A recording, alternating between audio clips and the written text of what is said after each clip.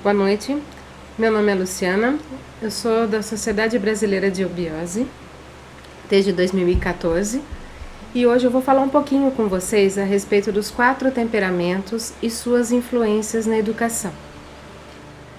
Eu fiz um breve histórico a respeito de como, né, que a gente vai desenvolver o tema, para vocês também terem uma noção, porque assim, às vezes o assunto fica meio chato, meio extenso e tudo mais, então e eu entendo também que monólogo, né, às vezes acaba sendo um pouco desgastante, mas assim, já vou avisando que no final a gente abre para conversa, para perguntas e talvez para alguma coisa que não tenha ficado muito claro ou tem algumas dúvidas. Então eu vou fazer um breve histórico, o que são os temperamentos, as características principais, né? Não dá para fechar numa característica ali, as características dos pais, porque tem uma questão aí que a gente tem uma corrente que informa que os temperamentos na realidade eles podem ser herdados.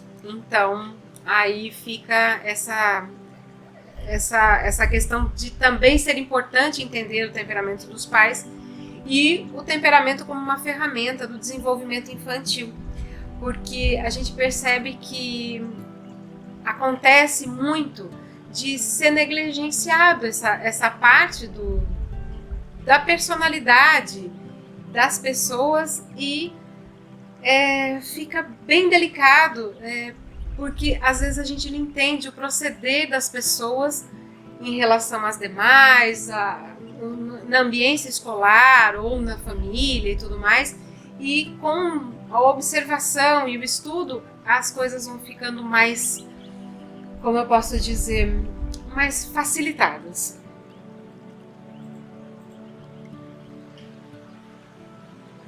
E o estudo não é muito rápido, né? Assim, não é muito recente não.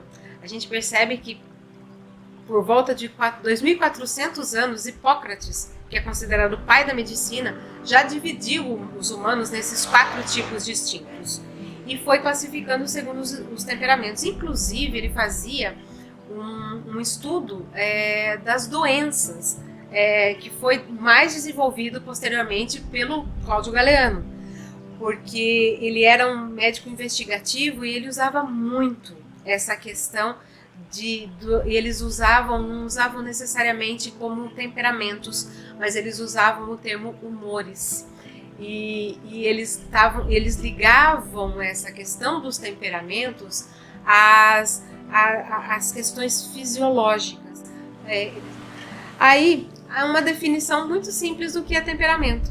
O temperamento, na realidade, é o caráter das pessoas. Ele vem do latim, que é temperamento, né, do tempero, da têmpera, né, dos metais, da questão lá dos metais como eles eram temperados, e do tempero também, que geralmente saboriza a vida, e está relacionado com a maneira de ser e a forma de reagir dos indivíduos. E também, o próximo, por favor, nessa abordagem do Ítalo Marcilli, que eu acho bastante interessante, eu até recomendo o livro, né? Não tenho nenhum benefício financeiro com essa indicação, mas eu acredito que seja muito interessante para quem é pai, mãe, avô, educador, que convive com crianças e convive em família de uma forma geral. Eu acho interessantíssimo.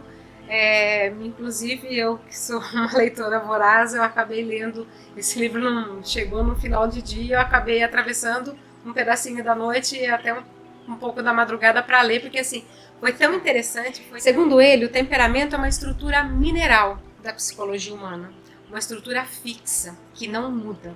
E como um território que precisa ser conhecido, é um papel, uma folha em branco que a gente escreve a nossa história. É um filtro da nossa psique, um filtro que nos confere um certo modo de experimentar o impacto do mundo. Então, a gente entende que o temperamento é algo que seja meio que sólido, nosso, já próprio. A gente já nasce com ele e a gente vai aprendendo a lidar com ele, e enquanto que a personalidade tem uma estrutura vegetal. ela cresce, muda e se desenvolve. O vegetal está plantado no solo, que é lá o temperamento. E é um tipo específico de solo. Do modo que com esse solo o temperamento é tratado, dependendo de como ele é tratado, a estrutura vai ser do vegetal, que vira a personalidade. A personalidade é a articulação das coisas que acontecem ao longo da nossa história. Então, se a gente entende como funciona o temperamento, a gente vai ter mais facilidade de analisar a personalidade das pessoas. Aí, é um esqueminha muito simples, inclusive que tem no livro e tem vários estudos a respeito de temperamento, que eles dividem entre os quatro estados, no caso: quente, seco, frio e úmido. E dentro desses ficam os temperamentos. Então a gente percebe ali que entre o quente e seco fica o colérico, entre o seco e frio o melancólico, o frio e úmido o fleumático e quente e úmido o sanguíneo.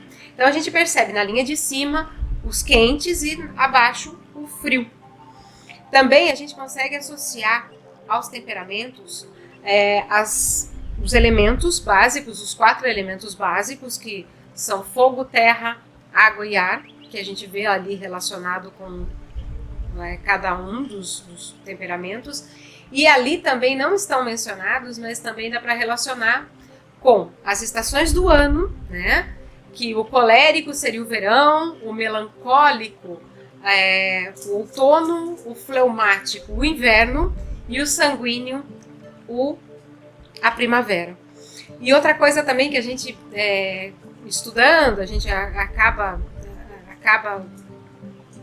percebendo é que assim, o colérico está diretamente relacionado, se a gente fizer uma correlação com as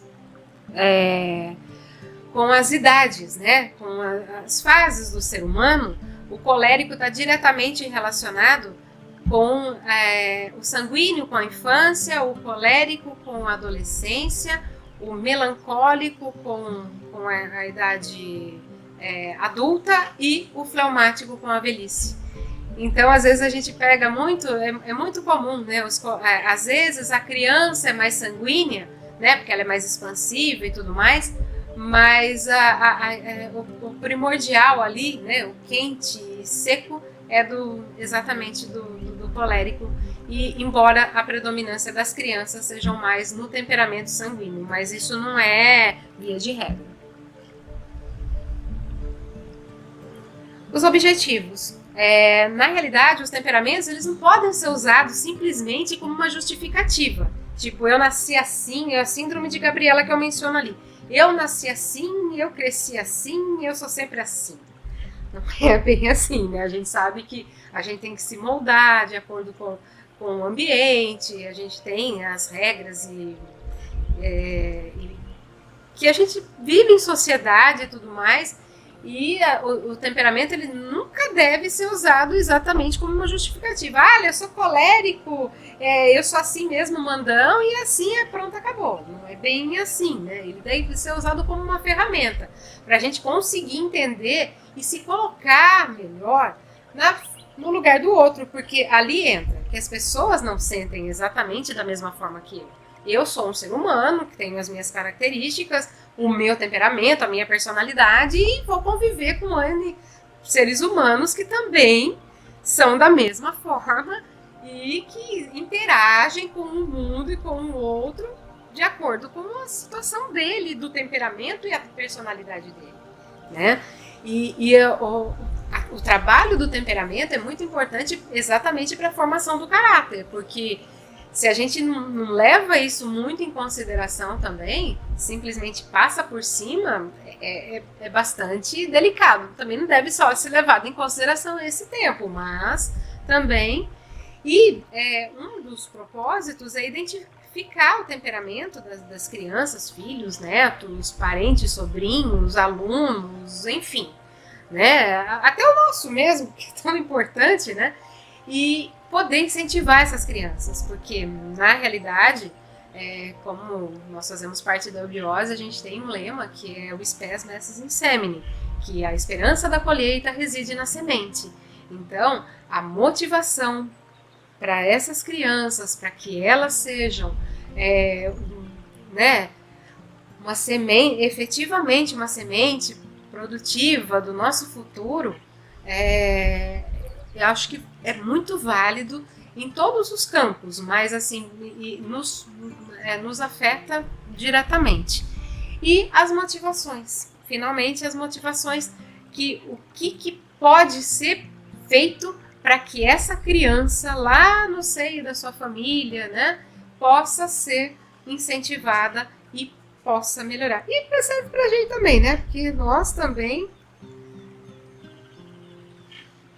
Aqui, uma breve características dos temperamentos. Isso assim, eu peguei as principais, não são assim fechadas, exclusivas, mas assim, são as mais marcantes em cada um. O sanguíneo, que está relacionado ao ar, né?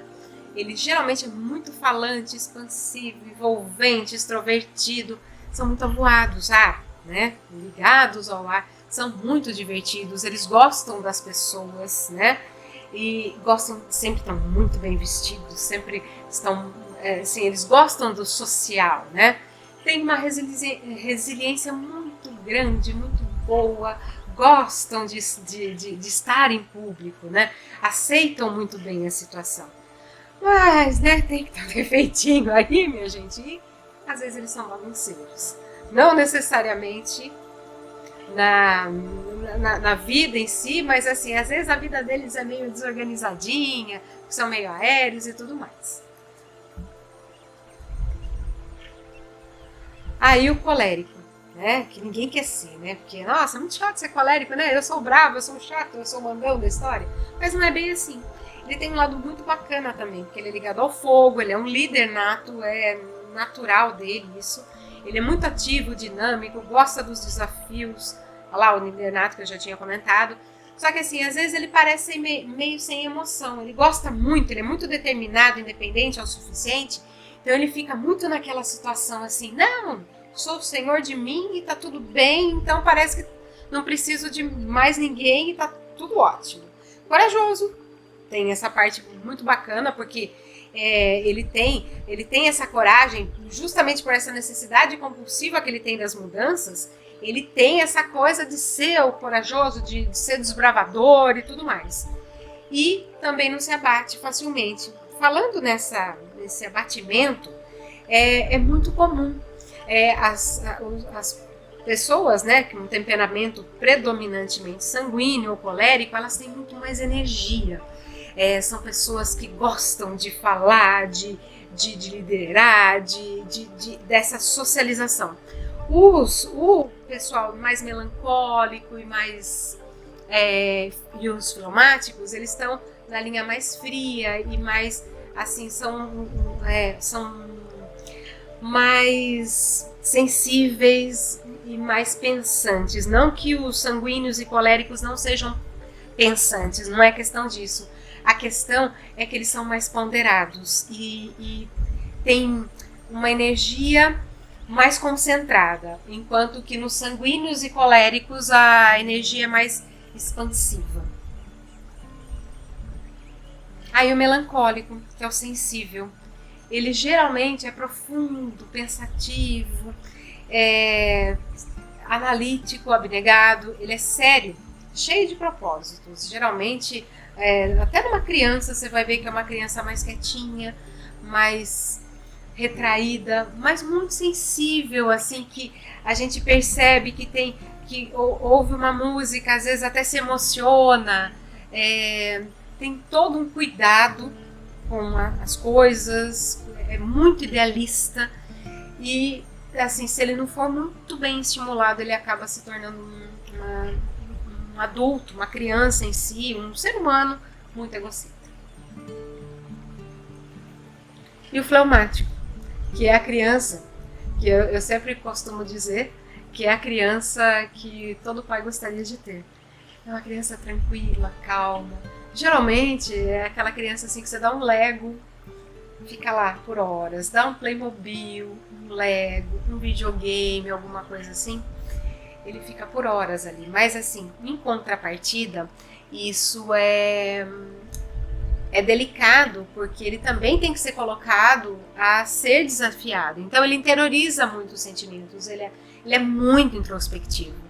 Mas, por outro lado, também vai ser, geralmente, uma das características físicas do fleumático, eles são mais arredondadinhos, são mais rechonchudinhos e tudo mais, e eles gostam do bom, do bem-estar. Tudo que for relacionado a, assim, quando criança, ao lanchinho gostoso ali num cantinho sossegado para ele comer tranquilo. Quando adulto, um bom vinho, um bom queijo, se ele for, né, se ele gostar disso, das boas viagens, do conforto do lar. Então, e eles são sempre bons vivants. São bem organizados e, se bem estimulados, eles dão excelentes líderes. Aí as características dos pais, porque como a gente tem essa corrente que comenta, e eu acredito que seja bem interessante essa questão também, a gente acaba herdando também um pouco dos pais. Então, aí a gente tem assim, até uma brincadeira, né, que o sanguíneo, né, ele troca um pouco da história com os filhos. Eles são uma eterna criança, eles são muito divertidos, muito expansivos, muito felizes e tudo mais. E aí o que acontece? A hora que chega a responsabilidade, geralmente são aqueles pais que berram com os filhos e que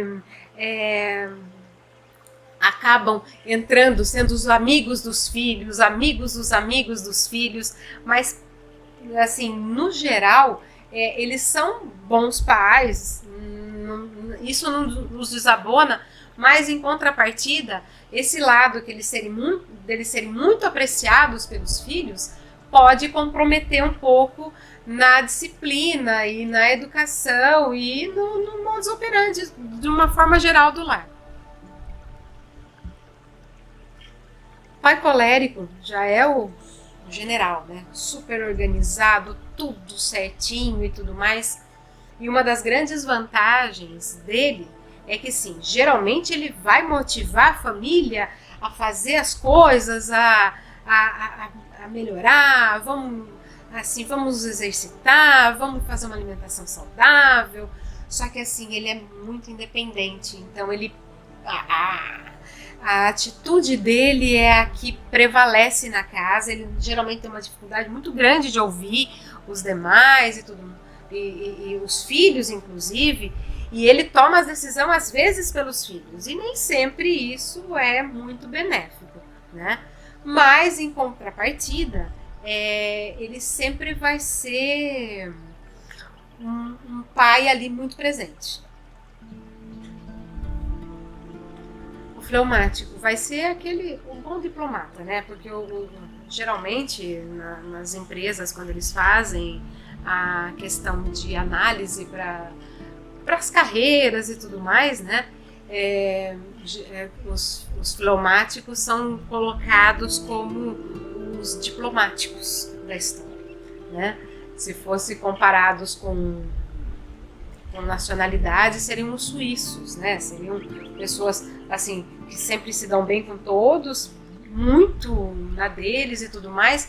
Só que geralmente são pais assim que os filhos vão estar lá precisando de um tênis, porque o tênis ficou apertado, a criança cresce e tudo mais, e o pai nem vai se ligar, sabe? Assim, não é por desleixo, por descuido, por má vontade, é porque para eles, assim, eles têm dificuldades com as atitudes práticas do dia a dia.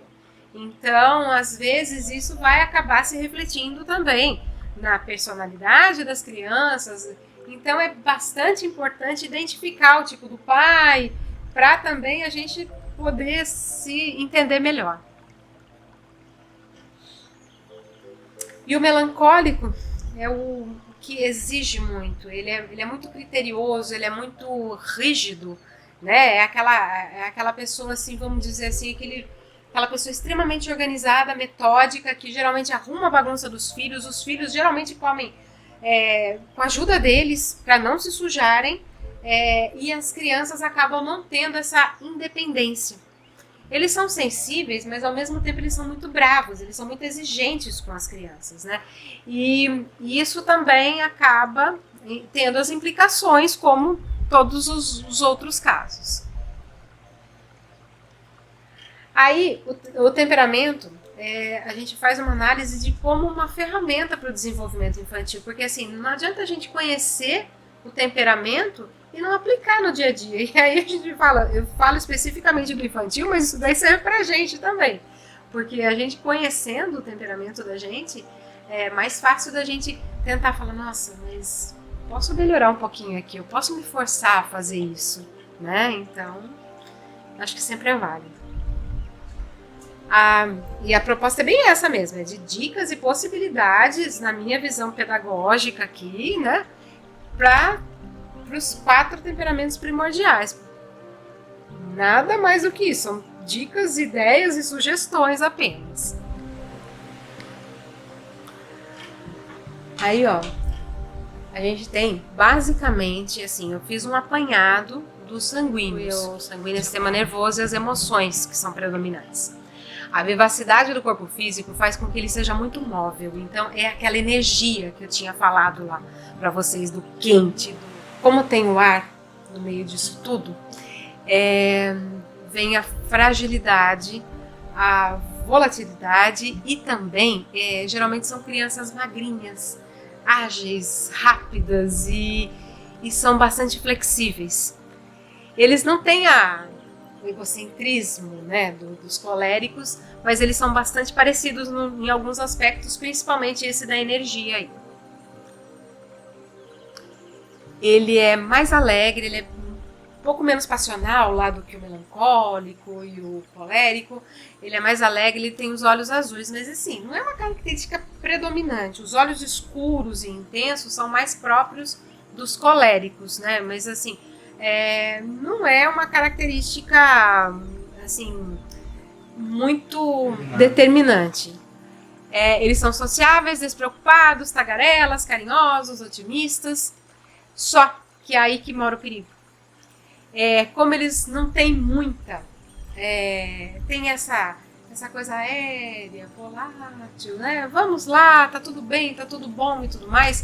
Então, eles querem estar sempre experimentando coisas novas e nunca se fixam em algo específico. Por exemplo, os sanguíneos são aquelas pessoas que geralmente começam 1001 projetos e não terminam. Ou se interessam por algo mais aprofundado. Então, os estímulos é praticar esportes e passeios para que tenha esse senso social mesmo, porque daí eles fazem parte de um pertencimento, de um grupo e tudo mais. Superar os medos e trabalhar em grupo, porque como eles são muito sociáveis, mas assim, às vezes eles têm uma certa dificuldade, geralmente por ser muito aéreos, não se apegar e tudo mais. Aí, um ponto de equilíbrio é a música e as artes, que é aterrar um pouco, porque daí eles têm que ficar fazendo tem que se concentrar em fazer uma atividade. O grande problema do sanguíneo é exatamente esse, a concentração. Aí, quando perguntados pais, professores, tios, tias, enfim, sobre assuntos mais delicados como sexualidade e religião, explicações mais racionais possíveis, porque senão eles têm uma mente muito fértil e acabam tendo facilidade de más interpretações. E o foco. O grande problema deles é exatamente o foco.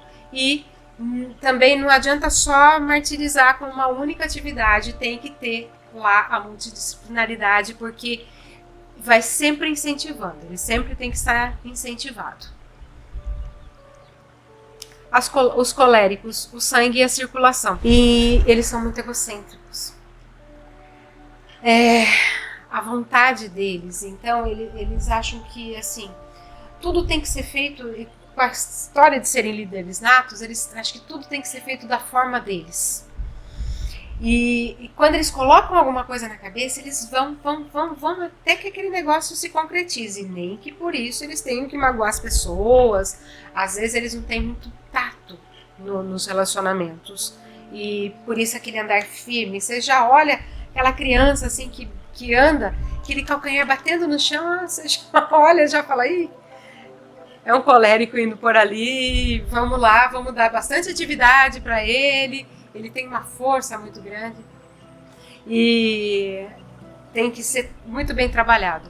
As feições são muito nítidas e eles têm um passo muito firme. Os olhos são escuros, cheios de brilho e parecem ter um fogo. É aquela coisa assim que você olha para um colérico e já flameja. Ele é muito impulsivo também. Às vezes ele faz as coisas e às vezes ele machuca o coleguinha, então por isso que muito colérico numa mesma sala de aula é bem delicado, né? Então também não dá para deixar ele muito perto de pessoas melancólicas, porque também não vai saber respeitar o ritmo, e os fleumáticos também são um desafio para os coléricos. Mas eles gostam, uma vez dedicados àquilo que eles gostam, eles vão a fundo mesmo. Só que eles têm uma particularidade. Quando a gente fala com um colérico, ele vai muito mais pelo amor, pela persuasão, e vai muito mais pelo respeito do que pela força. Eles respeitam muito as pessoas, os educadores, os familiares em si. Então fica bastante delicado para um colérico ter um pai sanguíneo. Né? Essa criança vai ter mais dificuldades. Então ele tem que, e como ele tem essa questão do respeito, uma coisa principal, ele tem esse respeito porque daí ele vai conseguir se interessar e participar efetivamente dos projetos. E ordem para ele é péssimo, porque como ele é acostumado da ordem desde muito pequeno, então, assim, muito mais pela emoção, pelo tato, e bronca em público também é terrível para eles, porque eles perdem o controle. Então, é bem delicado. É um dos temperamentos mais difíceis de lidar, ao meu ver. Aí, sempre confiança, ele se sente muito confortável com pessoas que têm um domínio da situação, gostam do exemplo e seguem muito. Eles, inclusive, os coléricos têm que tomar muito cuidado, porque uma das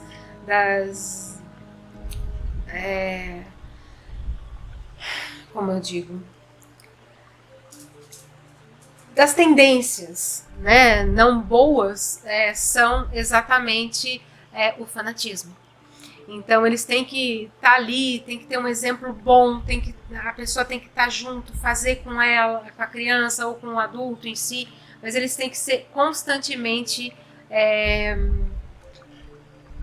motivados e tem que ser muito delimitado o que eles vão fazer. Assim, olha, vamos lá, vamos arrumar os brinquedos que estão espalhados na sala. Se falar para ele, um colérico, vá pegar os brinquedos, definitivamente ele não vai, ele vai se fazer de rogado. Agora, se você chegar e falar, olha, vamos lá, eu vou com você, vamos lá juntar os brinquedos e a gente vai guardar, organizar bonitinho, ok.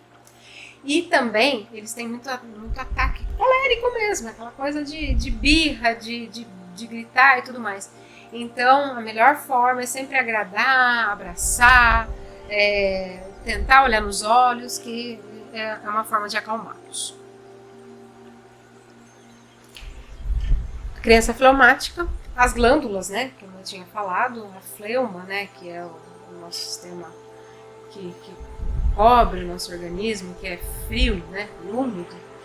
E geralmente é uma criança, você olha ali, é calmo, plácido, tranquilo, sossegado, tem um andar meio desarticuladinho, assim, às vezes tropeça nas coisas, mais o sanguíneo que tropeça, né? Mas o fleumático também, às vezes tem um andar meio desajeitadinho. Você fala, nossa, É aquele aquela gente boa que a gente sempre sabe, né? Só que assim, tem que ser constantemente estimulados e exigidos, porque senão eles tendem muito à monotonia e assim, são inteligentíssimos, têm uma facilidade enorme com o desenvolvimento de projetos, mas vai precisar lá de um colérico acelerando, porque assim, eles são minuciosos, criteriosos, mas vai ter que ter um colérico para acelerá-los. Olha lá, são pensativos, sensatos, calmos, pacientes, tolerantes. Eles gostam de ambientes silenciosos. Por que o fleumático foi lá no parquinho, pegou o lanchinho, talvez o dele, dos amigos, né? A gente viu a criancinha gordinha lá com o lanche. Foi num cantinho comer. Não tá lá no meio da brincadeira, não tá chafurdando na lama, tá lá, quietinho. Ele gosta da paz, da tranquilidade, do silêncio. Então, e isso é importante, isso tem que ser respeitado, né? Mas também não pode virar rotina, porque senão ele nunca é estimulado. A criança nunca é estimulada, o adulto fica ali naquela vida, que para ele é ótimo, talvez, no modo geral seja, mas é sempre bom ser estimulado. E aí, ó, conviver com os demais, porque ele tem essa dificuldade aí de conviver, de se relacionar. O isolamento para ele não é definitivamente benéfico. Sempre motivá-lo, sempre com alguma novidade, sempre com alguma coisa que vá lá em direção à natureza, que eles precisam, como eles são, geralmente são as famosas crianças de apartamento. Então, aí sempre entrar em contato com a natureza faz muito bem para eles. Esse contato com a terra, com vegetais e tudo mais. Sempre ter jogos, conversas, projetos, sempre coisas que estimulem a inteligência, que eles geralmente são extremamente inteligentes, e nunca deixá-lo à vontade, ao Deus dará. Aquela criança que a mãe larga lá e deixa, não, ele tá jogando, deixa ele. Às vezes esquece até de comer. Não é muito bom. E, finalmente, os melancólicos. Geralmente eles são aquelas crianças magrinhas, miúdas, com aqueles olhões enormes, com o rostinho miúdo. Geralmente eles têm essa tendência, são aquelas crianças que no meio da noite às vezes correm para o quarto dos pais porque ouviram alguma coisa não muito bacana durante o dia com um amiguinho da escola, ouviram alguma história triste na TV, ou de um vizinho, ou de um parente. Eles são muito sensíveis, eles sentem muito essa coisa do ambiente, e ele participa, assim, evitar deixar essas crianças verem, né, já não deveria ver mesmo, mas ver noticiário, ver essas coisas muito trágicas, assim, porque eles absorvem muito, né? São os famosos esponjinhas, né? E eles não gostam de ambientes, assim, muito... que é tudo muito, muito livre, muito sem comprometimento e tudo mais. Eles ficam muito inseguros com isso.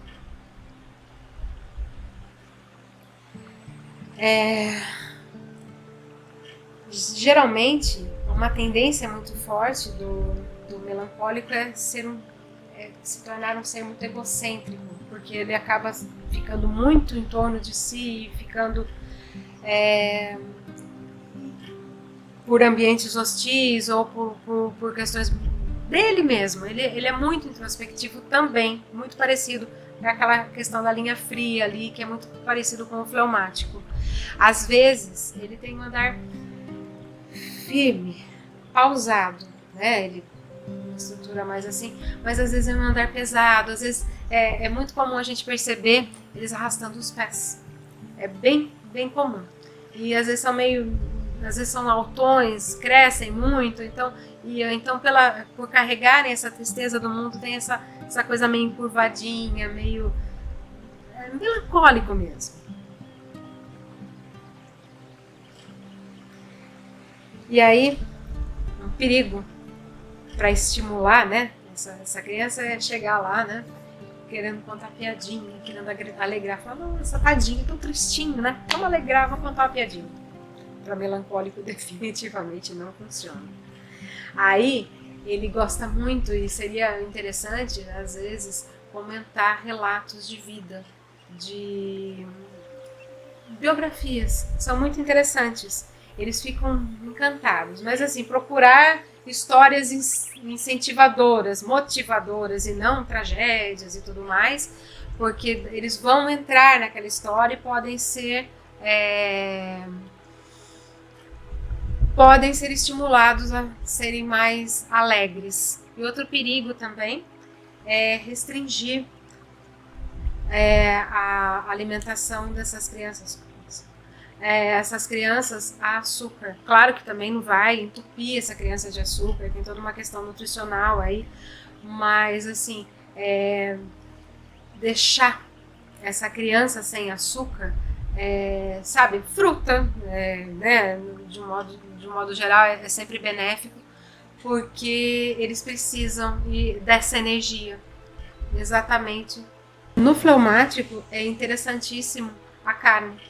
A gente percebe que, às vezes, famílias de vegetarianos e tudo mais são opções, a gente respeita, mas a criança acaba sendo privada da carne e a fonte de energia do fleumático é exatamente carne. Algumas crianças são extremamente, desde criança, depois vão se tornar adultos, carnívoros, muito carnívoros e dependem dessa carne, porque eles se enfraquecem. Então, basicamente é isso. As referências foram os livros do Ítalo Marcilli, O Mistério do Sexo, do professor Henrique José de Souza, e algumas coisas de temperamento em antroposofia e outras tantas fontes que a gente acaba pesquisando.